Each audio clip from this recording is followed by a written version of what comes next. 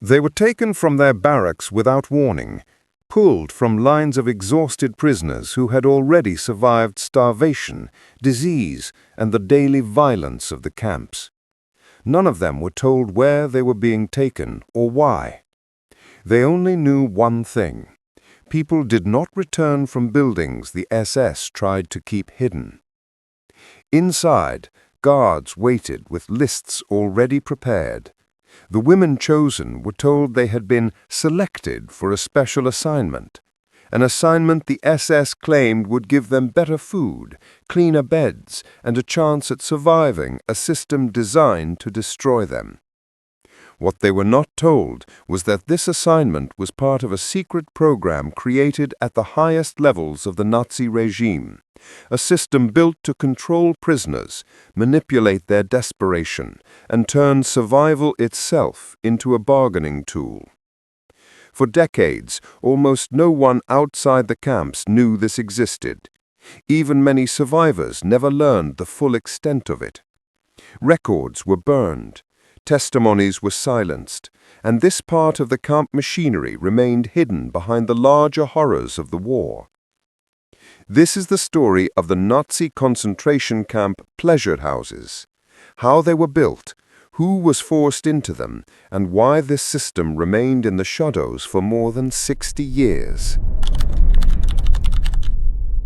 When Germany invaded Poland on September 1, 1939, the Nazi regime set in motion a transformation that would reshape every aspect of German society. The outbreak of war meant the mobilization of millions of men, the restructuring of the economy for total war production, and the rapid expansion of territories under German occupation. Within months of the invasion, German military forces had swept across Poland and were preparing for operations in Western Europe. By the spring of 1940, Denmark, Norway, Belgium, the Netherlands, Luxembourg, and France had fallen under Nazi control. The German Wehrmacht seemed unstoppable, and the occupied territories stretched from the Atlantic coast to the borders of the Soviet Union. This unprecedented military expansion created challenges that the Nazi leadership had not fully anticipated. Millions of German soldiers found themselves stationed far from home, in occupied territories across Europe. The separation from normal social life, from families, from the routines of civilian existence began to take its toll.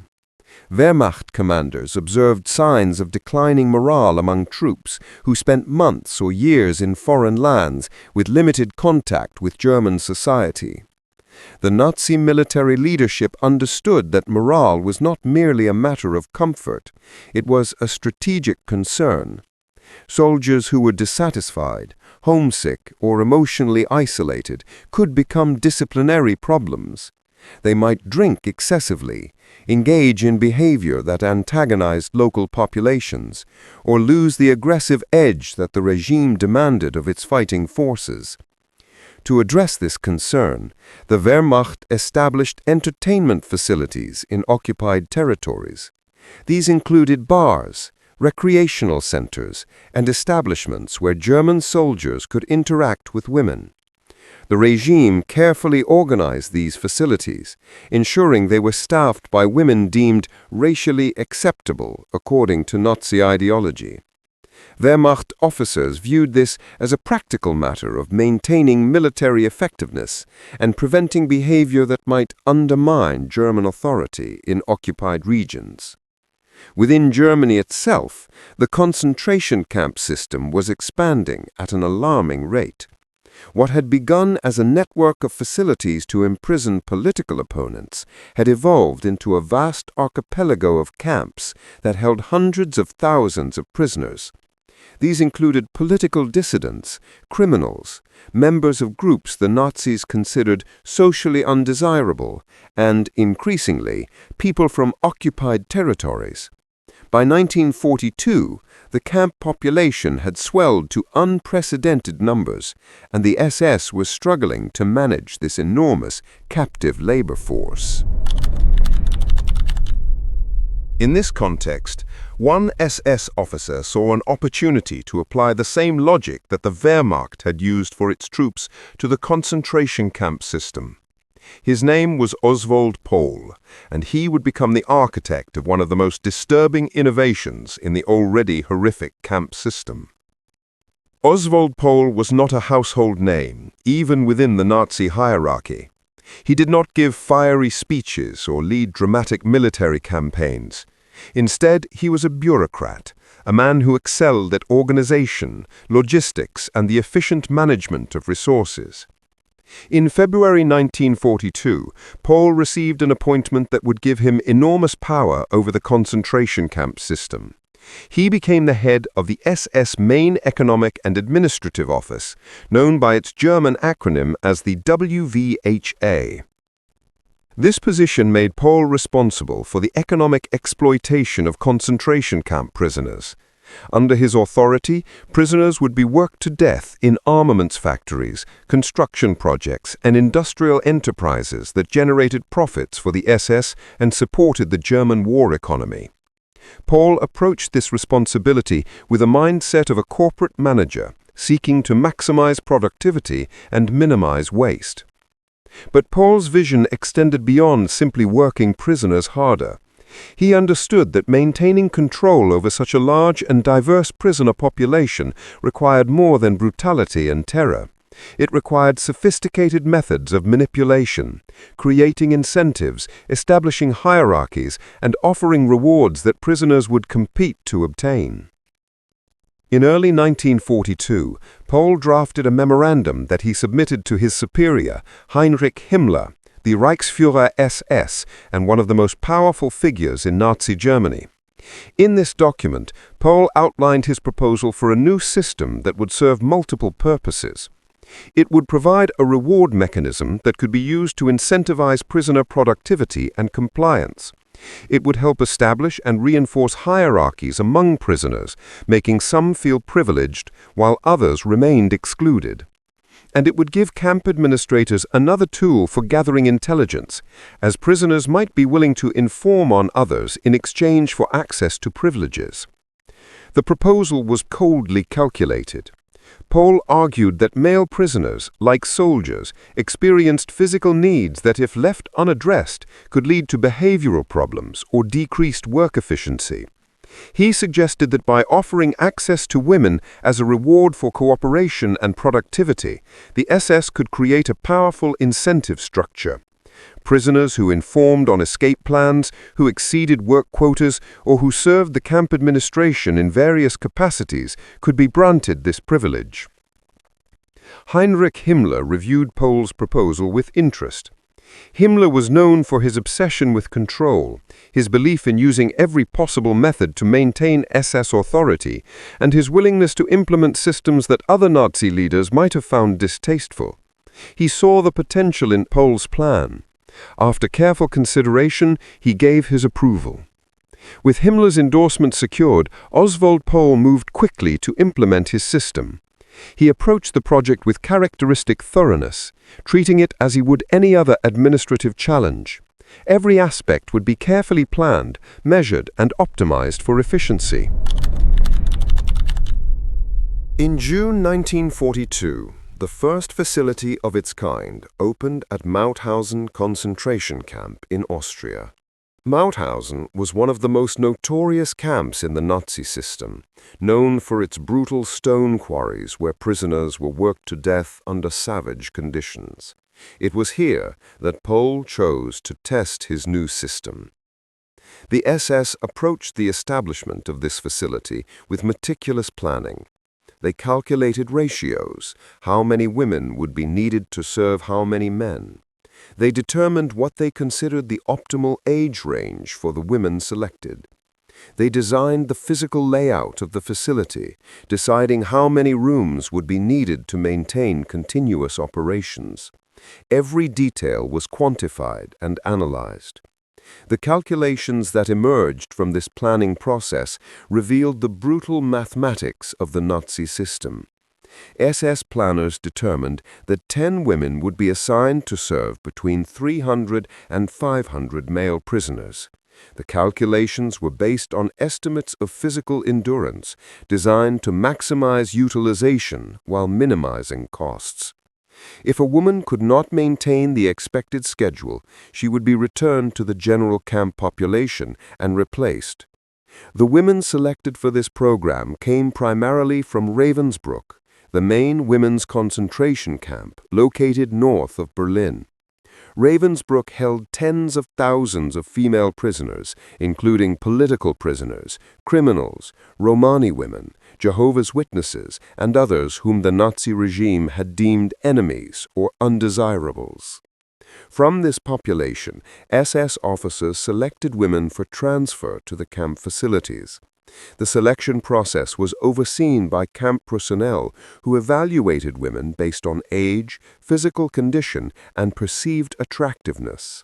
In some cases, this selection was personally directed by Maria Mandl, one of the most notorious female SS officers, who served as a senior supervisor at Auschwitz-Birkenau and earned a reputation for exceptional cruelty. Mandl would later be executed for war crimes after the war. The women selected faced an impossible choice. They were told that if they agreed to serve in these facilities, they would receive better food rations, improved living conditions, and potentially even the possibility of release after 6 months of cooperation. For women who were starving, who faced constant brutality in the main camp, who saw death all around them every day, the offer seemed like a chance at survival, even though the cost was unimaginable degradation. Most of these women understood that the promises of release were likely empty, but the immediate improvements in conditions were real. They would receive more food. They would not be subjected to the same back-breaking labor as other prisoners. And most importantly, they would have a higher chance of surviving another day, another week, another month. In the desperate calculus of concentration camp survival, this was enough to make the unbearable seem like the better option. The initial operation at Mauthausen provided Oswald Pohl with data he could analyze. Within months, reports began to flow to his office detailing the results of the experiment. The news, from Pohl's perspective, was encouraging. Instances of prisoners informing on one another increased significantly.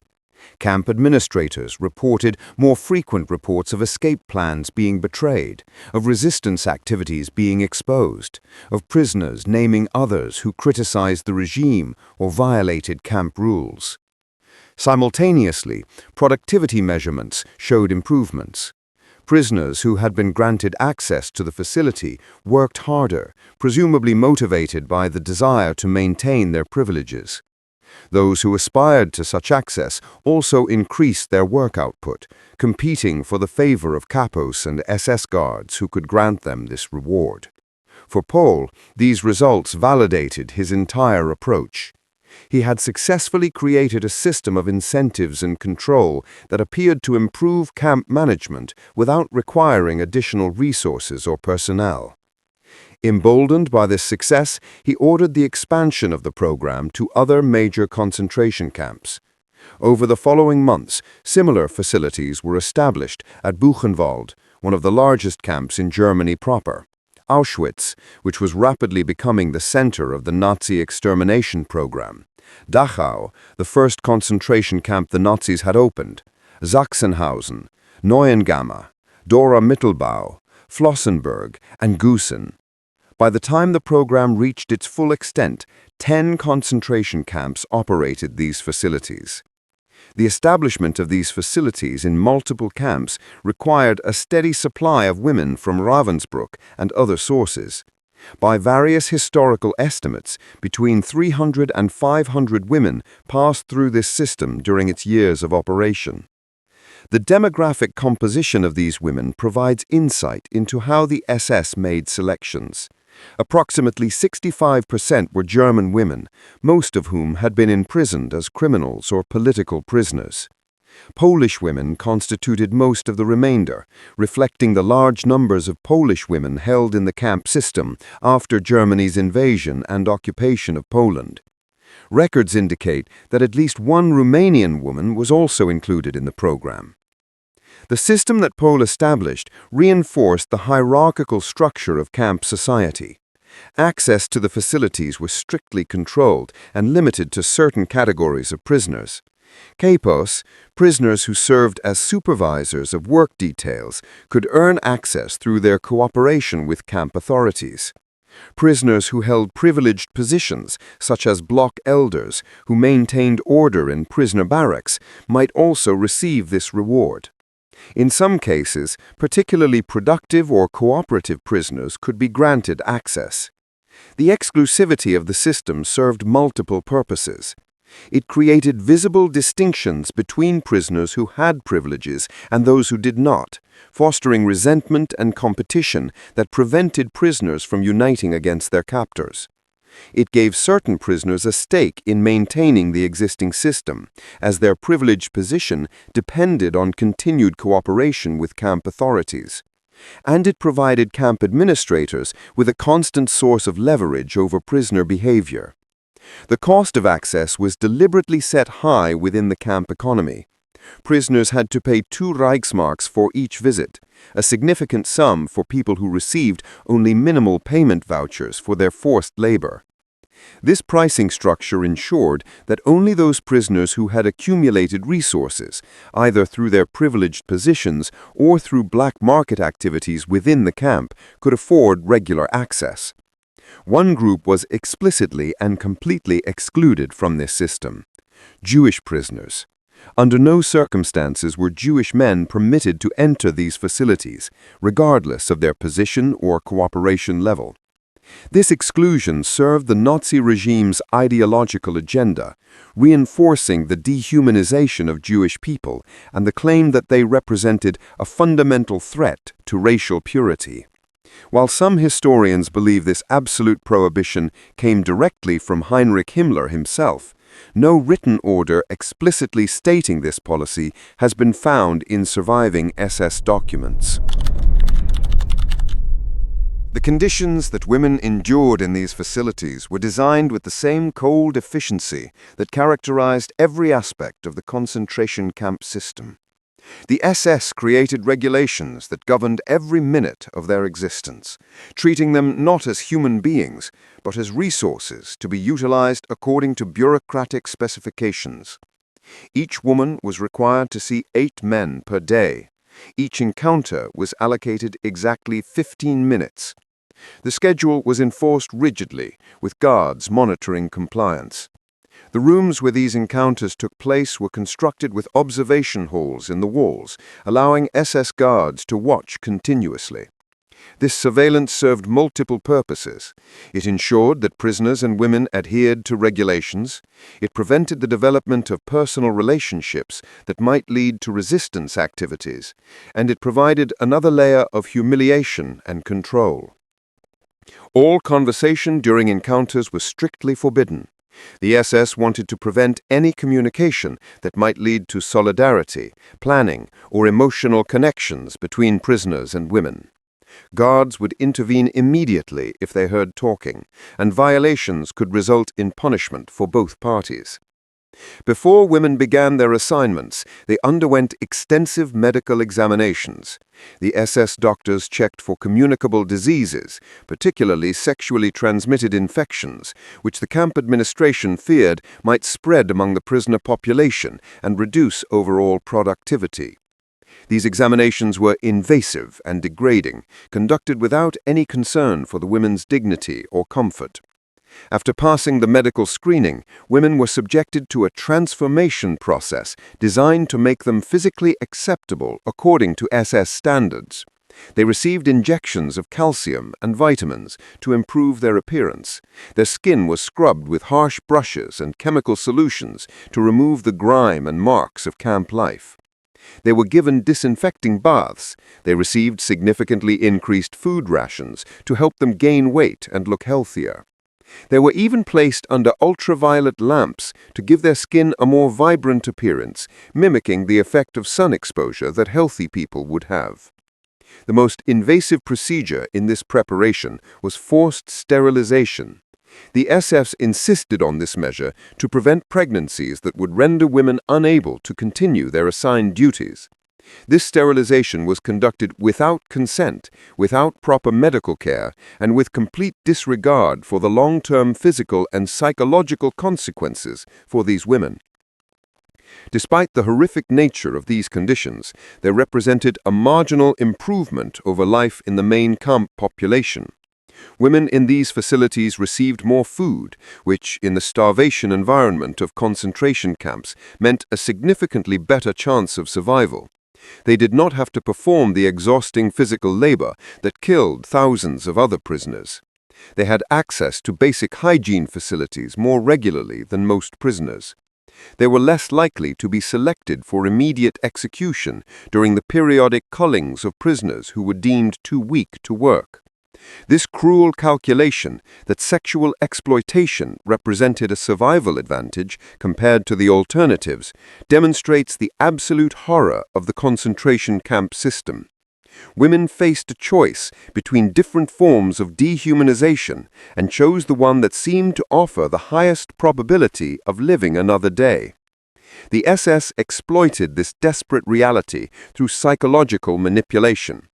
Women were told repeatedly that if they cooperated fully for 6 months, if they met all expectations, if they caused no problems, they might be released from the camps entirely. Camp administrators presented this as a genuine possibility, holding out hope as a means of ensuring compliance.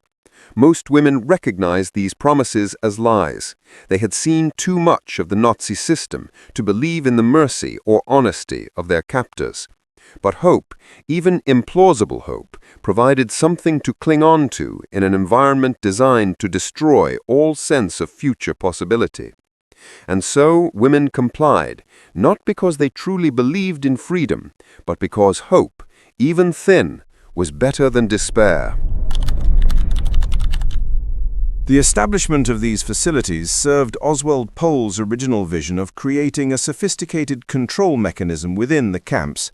The system operated on multiple levels to reinforce SS authority and undermine prisoner solidarity. At the most basic level, it created informants. Prisoners who wanted to maintain or gain access to privileges had incentives to provide information to camp authorities.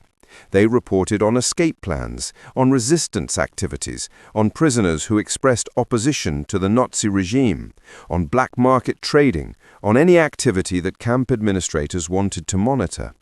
This constant flow of intelligence made it more difficult for prisoners to organize resistance or plan escapes, as any group activity carried the risk of betrayal.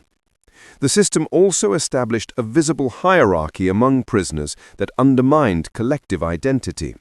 Some prisoners had access to privileges that others could only dream of. This created resentment, jealousy, and competition rather than solidarity. Prisoners focused on improving their individual position rather than challenging the system itself. Those who achieved privileged status had personal reasons to support the existing structure, as any disruption might cost them their advantages. Furthermore, the system provided camp administrators with leverage over individual prisoners. A prisoner who had been granted access could have that privilege revoked as punishment for insufficient cooperation or productivity. A prisoner who aspired to such access could be manipulated with promises of future rewards. Camp administrators could thus control behavior through a combination of positive incentives and the threat of losing those incentives. The SS also used these facilities to address what they perceived as another problem within the camps: homosexual relationships among male prisoners. From the Nazi perspective, this was not a moral concern but a practical one. The regime feared that such relationships could spread sexually transmitted diseases throughout the prisoner population, reducing the overall capacity for forced labor. Prisoners discovered in same-sex relationships faced forced medical treatment. If that treatment failed to produce the desired results, prisoners could be executed immediately. This entire apparatus operated according to detailed documentation and bureaucratic procedures. The SS maintained records of which prisoners accessed the facilities, when they did so, and how they had earned that privilege.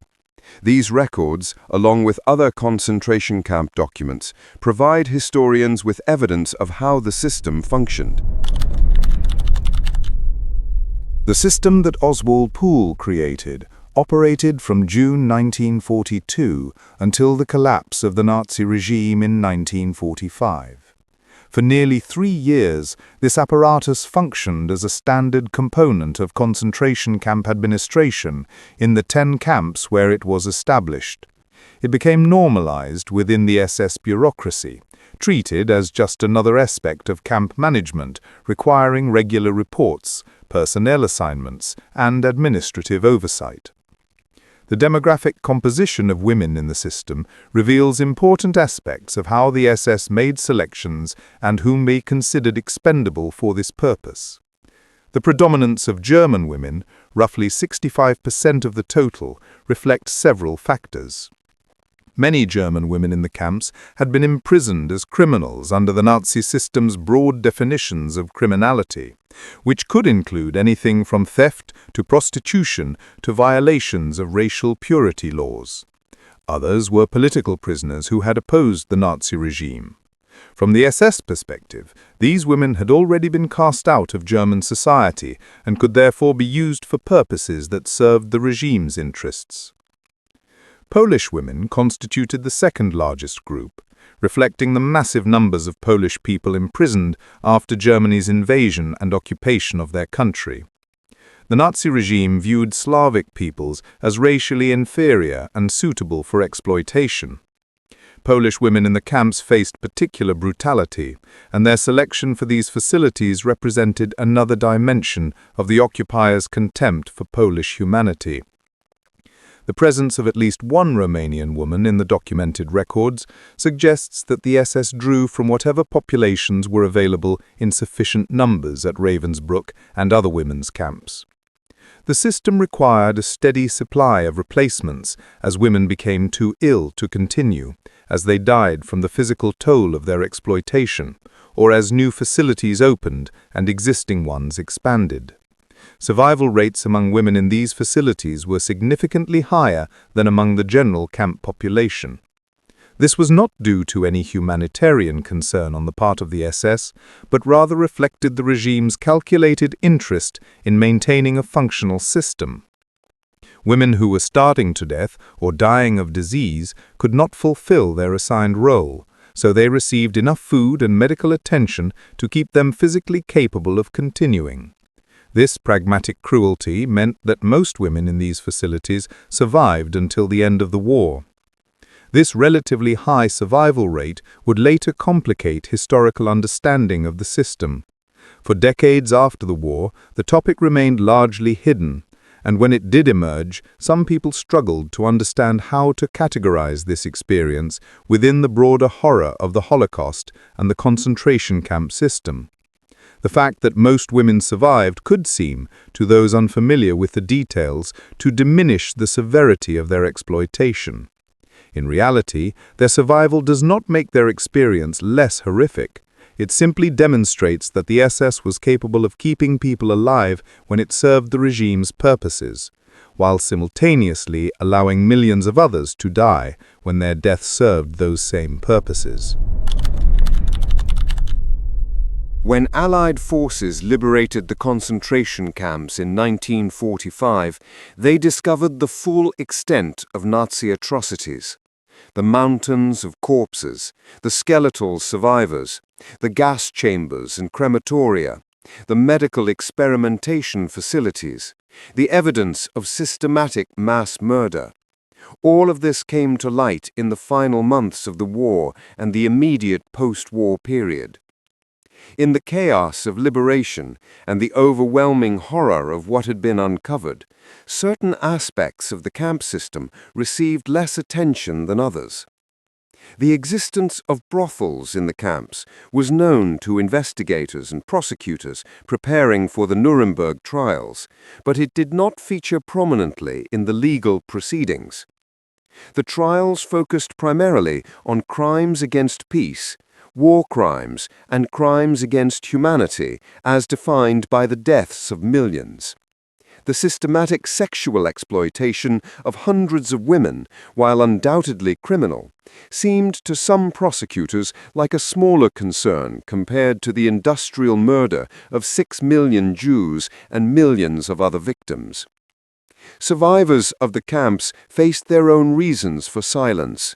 Women who had been forced into these facilities often felt profound shame, even though they bore no responsibility for what had been done to them. In the social climate of the 1940s and 1950s, victims of sexual violence and exploitation frequently encountered judgment rather than sympathy. Many women feared that if they spoke about their experiences, they would be stigmatized, their suffering misunderstood or minimized, their choices questioned by people who had never faced similar impossible situations. Male survivors who had accessed these facilities also remained largely silent. Some felt guilt about having participated in a system of exploitation.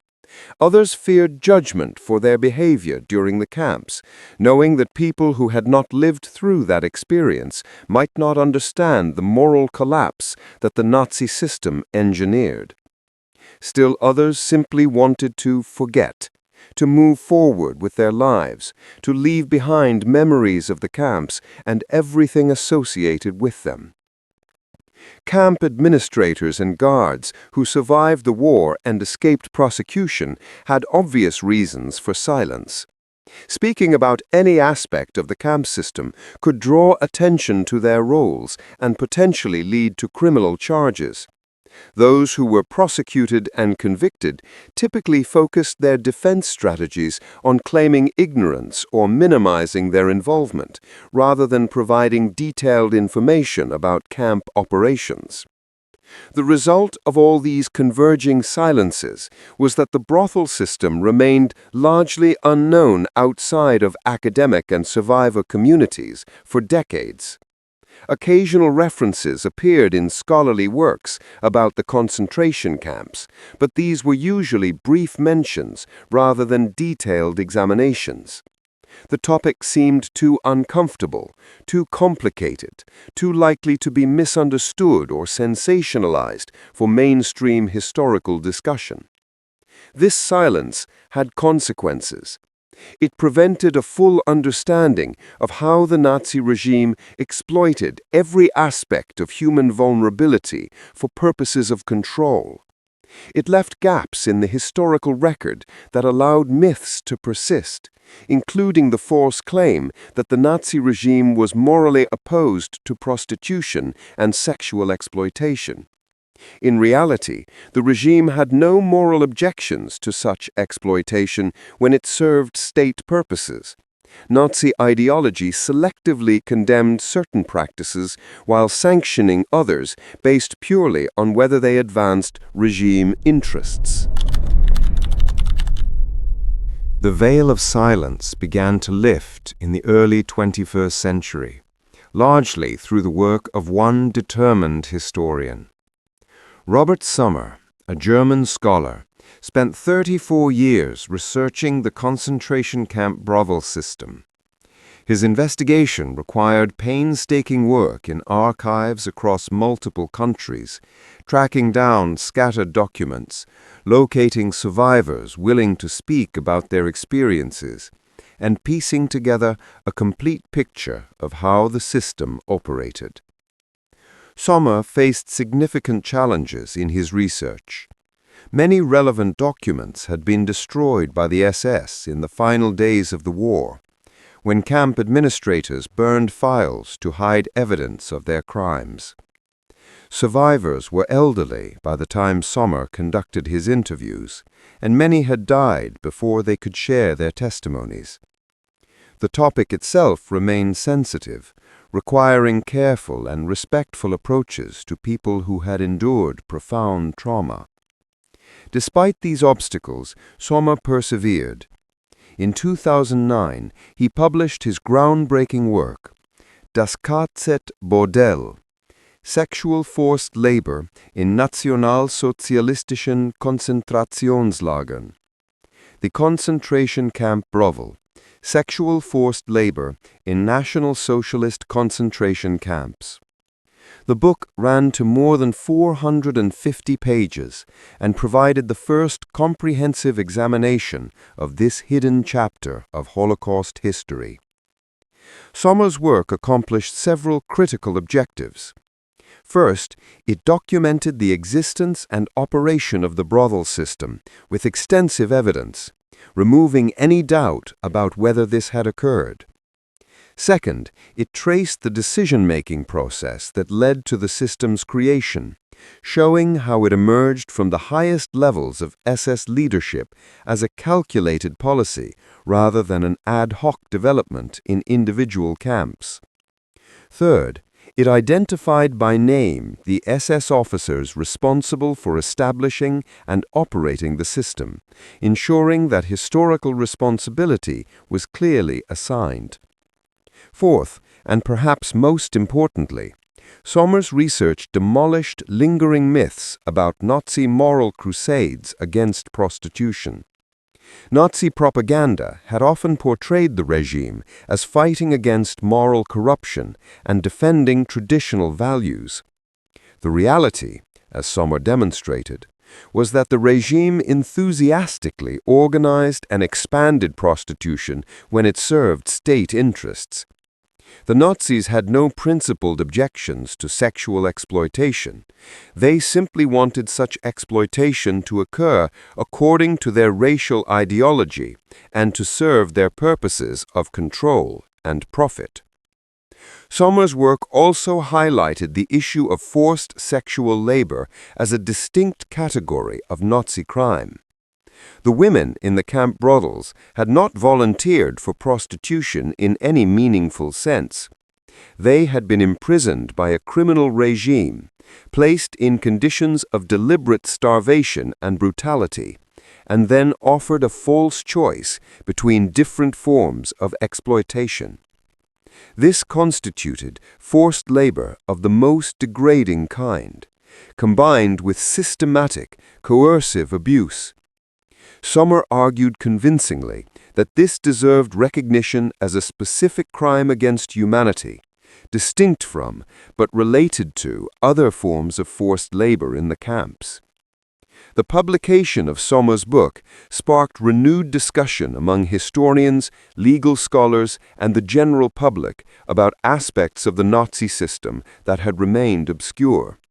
It contributed to a broader reckoning with the full scope of Holocaust crimes, including crimes of sexual violence that had often been overlooked or minimized in earlier historical accounts. The story of the concentration camp brothels reveals essential truths about totalitarian systems and human nature under extreme conditions. It demonstrates how regimes built on dehumanization will exploit every aspect of human vulnerability for purposes of control. The Nazi system did not simply kill its enemies. It sought to destroy their dignity, to manipulate their survival instincts, to turn victims against each other, to extract every possible benefit from human suffering before death. Oswald Pohl's system succeeded precisely because it understood human desperation. People who are starving, who live in constant fear of death, who have watched countless others die around them, will make choices they would never consider under normal circumstances. This is not a moral failing on the part of victims. It is a predictable response to impossible conditions deliberately created by perpetrators. The Nazi regime understood this and exploited it systematically. The silence that surrounded this history for so long teaches us about the challenges of discussing certain forms of trauma and exploitation. Societies often struggle to address crimes of sexual violence, even when those crimes occur in context where we recognize the perpetrators as evil. Victims of such crimes face layers of shame and judgment that victims of other crimes may not encounter. This compounds their suffering and allows historical truths to remain hidden. Robert Sommer's research reminds us that historical truth has value even when it is painful to confront. Understanding the full scope of Nazi crimes does not diminish our recognition of the Holocaust's central horror, the systematic murder of 6 million Jews and millions of others. Rather, it deepens our understanding of how totalitarian systems function, how they maintain control, how they corrupt human relationships, and how they exploit every aspect of human existence for criminal purposes. For the women who survived the camp brothels, Sommer's work provided a form of historical recognition that many had never expected to receive. Their suffering, so long unacknowledged in mainstream historical accounts, was finally documented and understood as a distinct crime requiring its own analysis and remembrance. This recognition came too late for many survivors who had already passed away, but for those still living, it offered validation that their experiences mattered and would not be forgotten. The broader lesson of this history extends beyond the specific facts of the brothel system. It reminds us that we must always remain vigilant against systems that dehumanize any group of people. Once a society accepts the premise that certain people are less than fully human, there is no limit to the exploitation and cruelty that can follow. The Nazis began with propaganda that depicted Jews, Romani people, Slavs, and others as inferior. They proceeded to imprisonment, enslavement, and finally mass murder. At every stage, they found new ways to extract benefit from suffering, new methods of manipulation and control, new depths of depravity. We honor the memory of all Nazi victims, those who died and those who survived, by refusing to look away from any part of this history, no matter how uncomfortable. We commit to preserving these stories, to learning their lessons, to ensuring that new generations understand not just that the Holocaust happened, but how it happened, through the intersection of ideology, bureaucracy, propaganda, and the systematic exploitation of human vulnerability. The women who endured the concentration camp brothels, the men who were caught in a system designed to destroy their moral agency, the millions who died in the camps, all of them deserve to be remembered fully, honestly, and with clarity about the mechanisms that made their suffering possible. Only through such honest remembrance can we hope to recognize the warning signs of similar systems emerging in the future. This history is not easy to hear, but it is necessary to understand. The Nazi regime fell in 1945, but the lessons of how it operated, how it controlled people, how it exploited every weakness and need for purposes of domination, these lessons remain eternally relevant. We study this darkness not to dwell in despair, but to strengthen our commitment to human dignity, to justice, and to the fundamental principle that no person should ever be treated as less than fully human. Subscribe to the channel for more historical documentaries. Subscribe to the channel for more historical documentaries.